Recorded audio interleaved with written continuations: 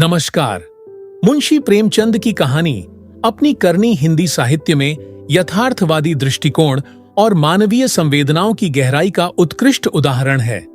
यह कहानी उस समाज की सच्चाई को उजागर करती है जहां व्यक्ति अपने स्वार्थ और लालच में अपने नैतिक मूल्यों को त्याग देता है। प्रेमचंद ने इस कथा के माध्यम से यह दिखाया है कि इंसान अपने कर्मों का फल स्वयं ही भोगता है और उसका हर कदम उसकी नियति को प्रभावित करता है। प्रेमचंद के लेखन में सामाजिक न्याय, गरीबों की स्थिति और नैतिकता जैसे महत्वपूर्ण विषय शामिल होते हैं जो उनकी यथार्थवादी लेखनी को और प्रभावशाली बनाते हैं। अपनी करनी में उन्होंने व्यक्ति और समाज के बीच अंतर विरोध को प्रस्तुत किया है जो पाठकों को नैतिकता के प्रति जागरूक करता है। यह कहानी न केवल मनोरंजन करती है बल्कि समाज को गहराई से समझने का अवसर भी प्रदान करती है, जो प्रेमचंद की लेखनी की विशेषता है। आइए सुनते हैं मुंशी प्रेमचंद की कहानी अपनी करनी। अभागा मैं, मेरे कर्माए के फल ने आज यह दिन दिखाए कि अपमान भी मेरे ऊपर हंसता है, और यह सब मैंने अपने हाथों किया। शैतान के सिर इल्जाम क्यों दूं? किस्मत को खरी खोटी क्यों सुनाऊं? होने का क्यों रोऊं? जो कुछ किया मैंने जानते और बूझते हुए किया। अभी 1 साल गुजरा जब मैं भाग्यशाली था, प्रतिष्ठित था और समृद्धि मेरी चेरी थी। दुनिया की नेमतें मेरे सामने हाथ बांधे खड़ी थीं, लेकिन आज बदनामी और कंगाली और शर्मिंदगी मेरी दुर्दशा पर आंसू बहाती है। मैं ऊंचे खानदान का बहुत पढ़ा लिखा आदमी था, फारसी का मुल्ला, संस्कृत का पंडित, अंग्रेजी का ग्रेजुएट। अपने मुंह मियां मिट्ठू क्यों बनूं, लेकिन रुब भी मुझको मिला था, इतना कि दूसरे मुझसे ईर्ष्या कर सकते थे। गर्ज एक इंसान को खुशी के साथ जिंदगी बसर करने के लिए जितनी अच्छी चीजों की जरूरत हो सकती है, वह सब मुझे हासिल थी। सेहत का यह हाल कि मुझे कभी सरदर्द की भी शिकायत नहीं हुई। फिटन की सैर, दरिया की दिलफरेबियां, पहाड़ के सुंदर दृश्य द्रोण खुशियों का जिक्र ही तकलीफदेह है। क्या मजे की जिंदगी थी। यहां तक तो अपना दर्द दिल सुना सकता हूं, लेकिन इसके आगे फिर होठों पर खामोशी की मुहर लगी हुई है। एक सती साध्वी, प्रतिप्राण स्त्री और 2 गुलाब के फूल से बच्चे इंसान के लिए जिन खुशियों, आरजुओं, हौसलों और दिल फरेबियों का खजाना हो सकते हैं, वह सब मुझे प्राप्त था। मैं इस योग्य नहीं कि उस पतित्र स्त्री का नाम जबान पर लाऊं। मैं इस योग्य नहीं कि अपने को उन लड़कों का बाप कह सकूं। मगर नसीब का कुछ ऐसा खेल था कि मैंने उन बेहिश्ती नेमतों की कद्र न की। जिस औरत ने मेरे हुक्म और अपनी इच्छा में कभी कोई भेद नहीं किया, जो मेरी सारी बुराइयों के बावजूद कभी शिकायत का एक हर्फ जबान पर नहीं लाई, जिसका गुस्सा कभी आंखों से आगे नहीं बढ़ने पाया। गुस्सा क्या था, कुंवर की बरखा थी। 2-4 हल्की हल्की बूंदें पड़ी और फिर आसमान साफ हो गया। अपनी दीवानगी के नशे में मैंने उस देवी की कद्र न की। मैंने उसे जलाया, रुलाया, तड़पाया। मैंने उसके साथ दगा की। जब मैं 2-2 बजे रात को घर लौटता था तो मुझे कैसे कैसे बहाने सूझते थे। नित नए हीले गढ़ता था। शायद विद्यार्थी जीवन में जब बैंड के मजे से मदरसे जाने की इजाजत न देते थे, उस वक्त भी बुद्धि इतनी प्रखर न थी। और क्या उस क्षमा की देवी को मेरी बातों पर यकीन आता था? वह भोली थी मगर ऐसी नादान न थी। मेरी खुमार भरी आंखें और मेरे उथल्ले भाव और मेरे झूठे प्रेम प्रदर्शन का रहस्य क्या उससे छिपा रह सकता था? लेकिन उसकी रग रग में शराफत भरी हुई थी। कोई कमीना ख्याल उसकी जबान पर नहीं आ सकता था। वह उन बातों का जिक्र करके या अपने संदेहों को खुलेआम दिखलाकर हमारे पवित्र संबंध में खिंचाव या बदमज़गी पैदा करना बहुत अनुचित समझती थी। मुझे उसके विचार उसके माथे पर लिखे मालूम होते थे। उन बदमज़गियों के मुकाबले में उसे जलना और रोना ज्यादा पसंद था। शायद वह समझती थी कि मेरा नशा खुद ब खुद उतर जाएगा। काश इस शराफत के बदले उसके स्वभाव में कुछ ओछापन और अनुदारता भी होती। काश वह अपने अधिकारों को अपने हाथ में रखना जानती। काश वह इतनी सीधी न होती। काश अब अपने मन के भावों को छिपाने में इतनी कुशल न होती। काश वह इतनी मक्कार न होती। लेकिन मेरी मक्कारी और उसकी मक्कारी में कितना अंतर था। मेरी मक्कारी हरामकारी थी, उसकी मक्कारी आत्म बलिदानी। एक रोज मैं अपने काम से फुसरत पाकर शाम के वक्त मनोरंजन के लिए आनंद वाटिका में पहुंचा और संगमरमर के हौज पर बैठकर मछलियों का तमाशा देखने लगा। एकाएक निगाह ऊपर उठी तो मैंने एक औरत का बेले की झाड़ियों में फूल चुनते देखा। उसके कपड़े मैले थे और जवानी की ताजगी और गर्व को छोड़कर उसके चेहरे में कोई ऐसी खास बात न थी। उसने मेरी तरफ आंखें उठाईं और फिर फूल चुनने में लग गई, गोया उसने कुछ देखा ही नहीं। उसके इस अंदाज ने, चाहे वह उसकी सरलता ही क्यों न रही हो, मेरी वासना को और भी उद्दीप्त कर दिया। मेरे लिए यह एक नई बात थी कि कोई औरत इस तरह देखे कि जैसे उसने नहीं देखा। मैं उठा और धीरे धीरे कभी जमीन और कभी आसमान की तरफ ताकते हुए बेले की झाड़ियों के पास जाकर खुद भी फूल चुनने लगा। इस डिठाई का नतीजा यह हुआ कि वह मालिन की लड़की वहां से तेजी के साथ बाग के दूसरे हिस्से में चली गई। उस दिन से मालूम नहीं वह कौन सा आकर्षण था जो मुझे रोज शाम के वक्त आनंद वाटिका की तरफ खींच ले जाता। उसे मोहब्बत हरगिज नहीं कह सकते। अगर मुझे उस वक्त भगवान न करें उस लड़की के बारे में कोई शोक समाचार मिलता तो शायद मेरी आंखों से आंसू भी ना निकले। जोगिया धारण करने की तो चर्चा ही व्यर्थ है। मैं रोज जाता और नए नए रूप धरकर जाता, लेकिन जिस प्रकृति ने मुझे अच्छा रूप रंग दिया था उसी ने मुझे वाचालता से वंचित भी कर रखा था। मैं रोज जाता और रोज लौट जाता, प्रेम की मंजिल में एक कदम भी आगे न बढ़ पाता था। हाँ, इतना अलबत्ता हो गया कि उसे वह पहली सी झिझक न रही। आखिर इस शांतिपूर्ण नीति को सफल बनाने न होते देख मैंने एक नई युक्ति सोची। एक रोज मैं अपने साथ अपने शैतान बुलडॉग टॉमी को भी लेता गया। जब शाम हो गई और वह मेरे धैर्य का नाश करने वाली फूलों से आंचल भरकर अपने घर की ओर चली तो मैंने अपने बुलडॉग को धीरे से इशारा कर दिया। बुलडॉग उसकी तरफ बाज की तरफ झपटा। फूलमती ने एक चीख मारी, 2-4 कदम दौड़ी और जमीन पर गिर पड़ी। अब मैं छड़ी हिलाता, बुलडॉग की तरफ गुस्से भरी आंखों से देखता और हाय हाय चिल्लाता हुआ दौड़ा और उसे जोर से 2-3 डंडे लगाए। फिर मैंने बिखरे हुए फूलों को समेटा, सहमी हुई औरत का हाथ पकड़कर बिठा दिया और बहुत लज्जित और दुखी भाव से बोला, यह कितना बड़ा बदमाश है, अब इसे अपने साथ कभी नहीं लाऊंगा। तुम्हें इसने काट तो नहीं लिया?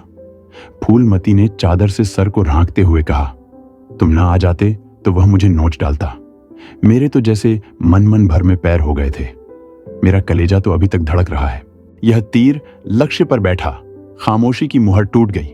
बातचीत का सिलसिला कायम हुआ। बांध में एक दरार हो जाने की देर थी, फिर तो मन की उमंगों ने खुद ब खुद काम करना शुरू किया। मैंने जैसे जैसे जाल फैलाए, जैसे जैसे स्वांग रचे, वह रंगीन तबीयत के लोग खूब जानते हैं। और यह सब क्यों? मोहब्बत से नहीं, सिर्फ जरा देर दिल को खुश करने के लिए, सिर्फ उसके भरे पूरे शरीर और भोलेपन पर रीझ कर। यों मैं बहुत नीच प्रकृति का आदमी नहीं हूं। रूप रंग में फूलमती का इंदु से मुकाबला न था। वह सुंदरता के सांचे में ढली हुई थी। कवियों ने सौंदर्य की जो कसौटियां बनाई हैं वह सब वहां दिखाई देती थी, लेकिन पता नहीं क्यों मैंने फूलमती की धंसी हुई आंखों और फूले हुए गालों और मोटे मोटे होठों की तरफ अपने दिल का ज्यादा खिंचाव देखा। आना जाना बढ़ा और महीना भर भी गुजरने न पाया कि मैं उसकी मोहब्बत के जाल में पूरी तरह फंस गया। मुझे अब घर की सादा जिंदगी में कोई आनंद न आता था, लेकिन दिल ज्यों-ज्यों घर से उचटता जाता था त्यों-त्यों मैं पत्नी के प्रति प्रेम का प्रदर्शन और भी अधिक करता था। मैं उसकी फरमाइशों का इंतजार करता रहता और कभी उसका दिल दुखाने वाली कोई बात मेरी जबान पर न आती। शायद मैं अपनी आंतरिक उदासीनता को शिष्टाचार के पर्दे के पीछे छिपाना चाहता था। धीरे धीरे दिल की यह कैफियत भी बदल गई और बीवी की तरफ से उदासीनता दिखाई देने लगी। घर में कपड़े नहीं हैं, लेकिन मुझसे इतना न होता कि पूछ लूं। सच यह है कि मुझे अब उसकी खातिरदारी करते हुए एक डर सा मालूम होता था कि कहीं उसकी खामोशी की दीवार टूट न जाए और उसके मन के भाव जबान पर न आ जाएं। यहां तक कि मैंने गिरस्ती की जरूरतों की तरफ से भी आंखें बंद कर लीं। अब मेरा दिल और जान और रुपया पैसा सब फूलमती के लिए था। मैं खुद कभी सुनार की दुकान पर न गया था, लेकिन आजकल कोई मुझे रात गए एक मशहूर सुनार के मकान पर बैठा हुआ देख सकता था। बजाज की दुकान में भी मुझे रुचि हो गई। एक रोज शाम के वक्त रोज की तरह मैं आनंद वाटिका में सैर कर रहा था और फूलमती सोहलों सिंगार किए, मेरी सुनहरी रुपहली भेंटों से लदी हुई एक रेशमी साड़ी पहने बाग की क्यारियों में फूल तोड़ रही थी। बल्कि यूं कहो कि अपनी चुटकियों में मेरे दिल को मसल रही थी। उसकी छोटी छोटी आंखें उस वक्त नशे के हुस्न में फैल गईं थीं और उनमें शोखी और मुस्कुराहट की झलक नजर आती थी। अचानक महाराजा साहब भी अपने कुछ दोस्तों के साथ मोटर पर सवार आ पहुंचे। मैं उन्हें देखते ही अगवानी के लिए दौड़ा और आदाब बजा लाया। बेचारी फूलमती महाराजा साहब को पहचानती थी, लेकिन उसे एक घने कूंज के अलावा और कोई छिपने की जगह न मिल सकी। महाराजा साहब चले तो हौज की तरफ, लेकिन मेरा दुर्भाग्य उन्हें क्यारी पर ले चला, जिधर फूलमती छिपी हुई थर थर कांप रही थी। महाराजा साहब ने उसकी तरफ आश्चर्य से देखा और बोले, ये कौन औरत है?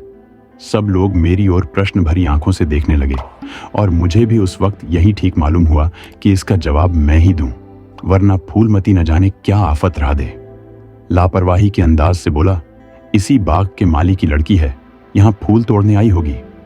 फूलमती लज्जा और भय के मारे जमीन में धंसी जाती थी। महाराजा साहब ने उसे सर से पांव तक गौर से देखा और तब संदेहशील भाव से मेरी तरफ देखकर बोले, यह माली की लड़की है? मैं इसका क्या जवाब देता? इसी बीच कमबख्त दुर्जन माली भी अपनी फटी हुई पाग संभालता हाथ में कुदाल लिए हुए दौड़ता हुआ आया और सर को घुटनों से मिलाकर महाराज को प्रणाम किया। महाराजा ने जरा तेज लहजे में पूछा, ये तेरी लड़की है? माली के होश उड़ गए। कांपता हुआ बोला, हुजूर। महाराज, तेरी तनख्वाह क्या है? दुर्जन, हुजूर 5 रुपए। महाराज, यह लड़की कुंवारी है या ब्याही? दुर्जन, हुजूर अभी कुंवारी है। महाराज ने गुस्से में कहा, या तो तू चोरी करता है या डाका मारता है, वरना यह कभी नहीं हो सकता कि तेरी लड़की अमीरजादी बनकर रह सके। मुझे इसी वक्त इसका जवाब देना होगा, वरना मैं तुझे पुलिस के सुपुर्द कर दूंगा। ऐसे चाल चलन के आदमी को मैं अपने यहां नहीं रख सकता। माली की तो घिघी बंध गई और मेरी यह हालत थी कि काटो तो बदन में लहू नहीं। दुनिया अंधेरी मालूम होती थी। मैं समझ गया कि आज मेरी शामत सर पर सवार है, वह मुझे जड़ से उखाड़कर दम लेगी। महाराजा साहब ने माली को जोर से डांट कर पूछा, तू खामोश क्यों है? बोलता क्यों नहीं? दुर्जन फूट फटकर रोने लगा। जब जरा आवाज सुधरी तो बोला, हुजूर बाप दादे से सरकार का नमक खाता हूं, अब मेरे बुढ़ापे पर दया कीजिए। यह सब मेरे फूटे नसीबों का फेर है धर्मावतार। इस छोकरी ने मेरी नाक कटा दी, कुल का नाम मिटा दिया। अब मैं कहीं मुंह दिखाने लायक नहीं हूं। इसको सब तरह से समझा बुझाकर हार गए हुजूर, लेकिन मेरी बात सुनती ही नहीं तो क्या करूं? हुजूर माई बाप हैं, आपसे क्या पर्दा करूं? उसे अब अमीरों के साथ रहना अच्छा लगता है, और आजकल के रईसों और अमीरों को क्या कहूं? दीन बंधु सब जानते हैं। महाराजा साहब ने जरा देर गौर करके पूछा, क्या उसका किसी सरकारी नौकर से संबंध है? दुर्जन ने सर झुकाकर कहा, हुजूर। महाराज साहब, वह कौन आदमी है? तुम्हें उसे बतलाना होगा। दुर्जन, महाराज जब पूछेंगे बता दूंगा, सांच को आंच क्या। मैंने तो समझा था कि इसी वक्त सारा पर्दाफाश हुआ जाता है, लेकिन महाराजा साहब ने अपने दरबार के किसी मुलाजिम की इज्जत को इस तरह मिट्टी में मिलाना ठीक नहीं समझा। वे वहां से टहलते हुए मोटर पर बैठकर महल की तरफ चले। इस मनहूस वाकये के 1 हफ्ते बाद एक रोज मैं दरबार से लौटा तो मुझे अपने घर में से एक बूढ़ी औरत बाहर निकलती हुई दिखाई दी। उसे देखकर मैं ठिठका। उसे चेहरे पर बनावटी भोलापन था, जो कुटनियों के चेहरे की खास बात है। मैंने उसे डांटकर पूछा, तू कौन है? यहां क्यों आई है? बुढ़िया ने दोनों हाथ उठाकर मेरी बलाई ली और बोली, बेटा नाराज ना हो, गरीब भिखारी हूं, मालिक इनका सुहाग भरपूर रहे। उसे जैसा सुनती थी वैसा ही पाया। यह कहकर उसने जल्दी से कदम उठाए और बाहर चली गई। मेरे गुस्से का पारा चढ़ा। मैंने घर जाकर पूछा, यह कौन औरत थी? मेरी बीवी ने सर झुकाए धीरे से जवाब दिया, क्या जानूं, कोई भिखरिन थी। मैंने कहा, भिखारिनों की सूरत ऐसी नहीं हुआ करती, ये तो मुझे कुटनी सी नजर आती है। साफ साफ बताऊं उसके यहां आने का क्या मतलब था। लेकिन बजाय कि इन संदेह भरी बातों को सुनकर मेरी बीवी गर्व से सिर उठाए और मेरी तरफ उपेक्षा भरी आंखों से देखकर अपनी साफ दिली का सबूत दे, उसने सर झुकाए हुए जवाब दिया, मैं उसके पेट में थोड़े ही बैठी थी, भीख मांगने आई थी, भीख दे दी। किसी के दिल का हाल कोई क्या जाने। उसके लहजे और अंदाज से पता चलता था कि वह जितना जबान से कहती है उससे ज्यादा उसके दिल में है। झूठा आरोप लगाने की कला में वह अभी बिल्कुल कच्ची थी, वरना तिरिया चरित्र की थाह किसे मिलती है। मैं देख रहा था कि उसके हाथ पांव थरथरा रहे हैं। मैंने झपट कर उसका हाथ पकड़ा और उसके सिर को ऊपर उठाकर बड़े गंभीर क्रोध से बोला, इंदु, तुम जानती हो कि मुझे तुम्हारा कितना एतबार है, लेकिन अगर तुमने इसी वक्त सारी घटना सच सच न बता दी तो मैं नहीं कह सकता कि इसका नतीजा क्या होगा। तुम्हारा ढंग बतलाता है कि कुछ न कुछ दाल में काला जरूर है। ये खूब समझ रखो कि मैं अपनी इज्जत को तुम्हारी और अपनी जानों से ज्यादा अजीज समझता हूं। मेरे लिए यह डूब मरने की जगह है कि मैं अपनी बीवी से इस तरह की बातें करूं, उसकी ओर से मेरे दिल में संदेह पैदा हो। मुझे अब ज्यादा सब्र की गुंजाइश नहीं है, बोलो क्या बात है। इंदुमती मेरे पैरों पर गिर पड़ी और रोकर बोली, मेरा कसूर माफ कर दो। मैंने गरज कर कहा, वह कौन सा कसूर है? इंदुमती ने संभल कर जवाब दिया, तुम अपने दिल में इस वक्त जो ख्याल कर रहे हो उसे एक पल के लिए भी वहां न रहने दो, वरना समझ लो कि आज ही इस जिंदगी का खात्मा है। मुझे नहीं मालूम था कि तुम मेरे ऊपर जो जुल्म किए हैं उन्हें मैंने किस तरह झेला है, और अब भी सब कुछ झेलने के लिए तैयार हूं। मेरा सर तुम्हारे पैरों पर है, जिस तरह रखोगे रहूंगी। लेकिन आज मुझे मालूम हुआ कि तुम खुद हो वैसा ही दूसरों को समझते हो। मुझसे भूल अवश्य हुई है, लेकिन उस भूल की यह सजा नहीं कि तुम मुझ पर ऐसे संदेह न करो। मैंने उस औरत की बातों में आकर अपने सारे घर का चिट्ठा बयान कर दिया। मैं समझती थी कि मुझे ऐसा नहीं करना चाहिए, लेकिन कुछ तो उस औरत की हमदर्दी और कुछ मेरे अंदर सुलगती हुई आग ने मुझसे यह भूल करवाई, और इसके लिए तुम जो सजा दो वह मेरे सर आंखों पर। मेरा गुस्सा जरा धीमा हुआ। बोला, तुमने उससे क्या कहा? इंदुमती ने दिया, घर का जो कुछ हाल है, तुम्हारी बेवफाई, तुम्हारी लापरवाही, तुम्हारा घर की जरूरतों की फिक्र न रखना। अपनी बेवकूफी का क्या कहूं? मैंने उसे यहां तक कह दिया कि इधर 3 महीने से उन्होंने घर के लिए कुछ खर्च भी नहीं दिया, और इसकी चोट मेरे गहनों पर पड़ी।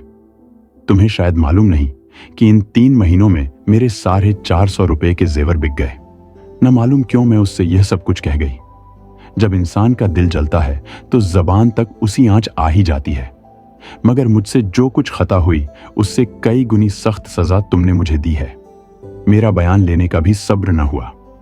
खैर, तुम्हारे दिल की कैफियत मुझे मालूम हो गई। तुम्हारा दिल मेरी तरफ से साफ नहीं है।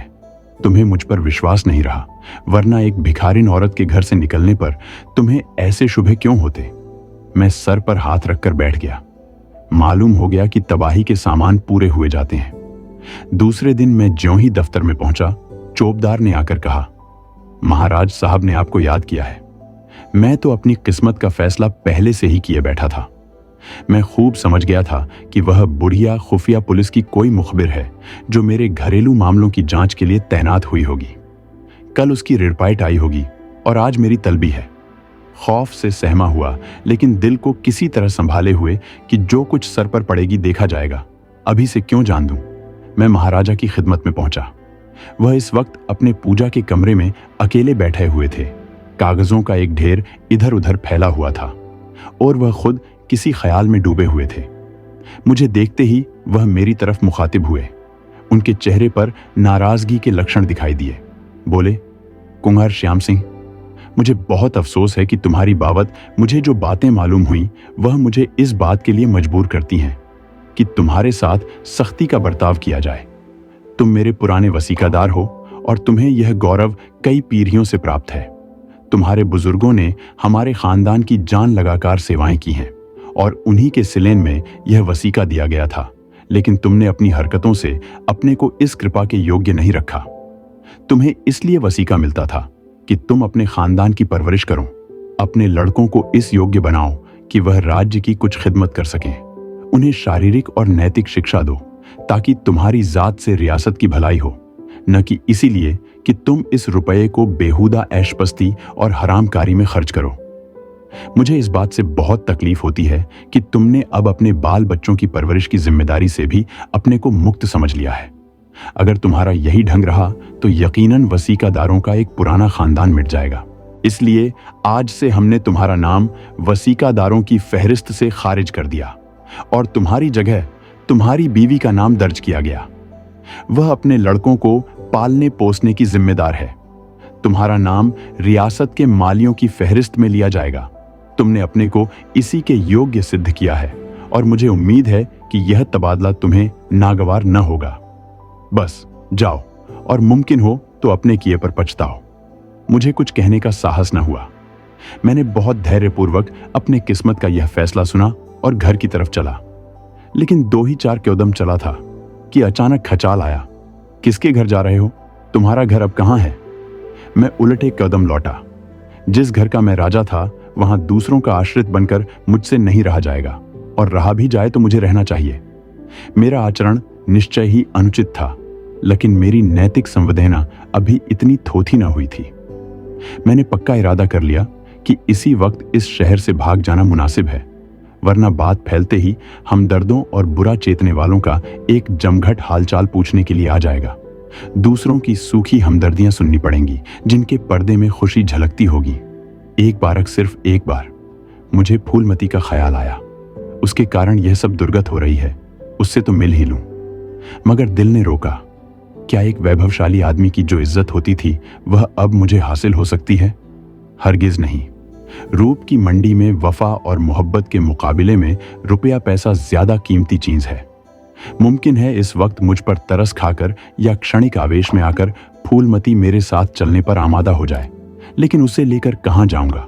पांवों में बेड़ियां डालकर चलना तो और भी मुश्किल है। इस तरह सोच विचार कर मैंने बंबई की राह ली और अब 2 साल से एक मिल में नौकर हूं। तनख्वाह सिर्फ इतनी है कि ज्यों त्यों जिंदगी का सिलसिला चलता रहे, लेकिन ईश्वर को धन्यवाद देता हूं और इसी को यथेष्ट समझता हूं। मैं एक बार गुप्त रूप से अपने घर गया था।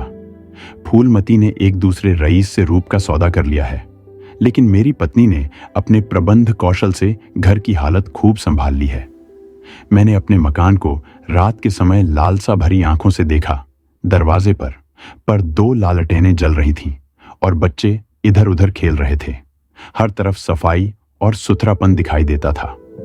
मुझे कुछ अखबारों के देखने से मालूम हुआ कि महीनों तक मेरे पते निशान के बारे में अखबारों में इश्तहार छपते रहे, लेकिन अब यह सूरत लेकर मैं वहां क्या जाऊंगा और यह कालिख लगा मुंह किसको दिखाऊंगा? अब तो मुझे इसी गिरी पड़ी हालत में जिंदगी के दिन काटने हैं, चाहे रोकर काटूं या हंसकर। मैं अपनी हरकतों पर अब बहुत शर्मिंदा हूं। अफसोस, मैंने उन नेमतों की कद्र न की, उन्हें लात से ठोकर मारी। यह उसी की सजा है कि आज मुझे यह दिन देखना पड़ रहा है। मैं वह परवाना हूं जिसकी खाक भी हवा के झोंकों से नहीं बची। फिर मिलते हैं मुंशी प्रेमचंद की अन्य किसी कहानी के साथ। धन्यवाद।